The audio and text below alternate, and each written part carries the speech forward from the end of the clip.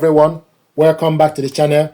This printer is Epson ET-4950. I want to show you how to do the full network default reset.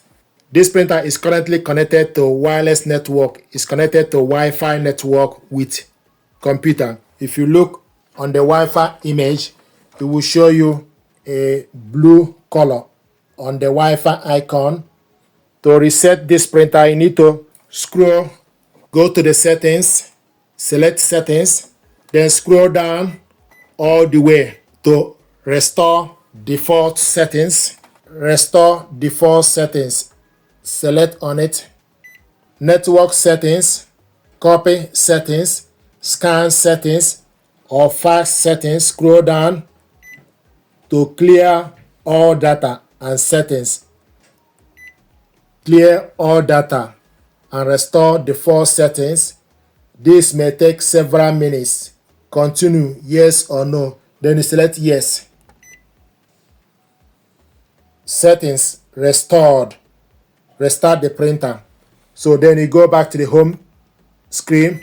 If you go back to the home screen, give the printer time or you switch off the printer.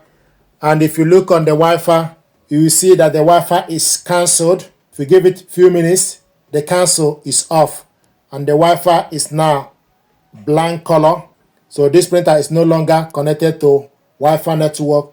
And if you switch off this printer, store the output through automatically, remove the paper.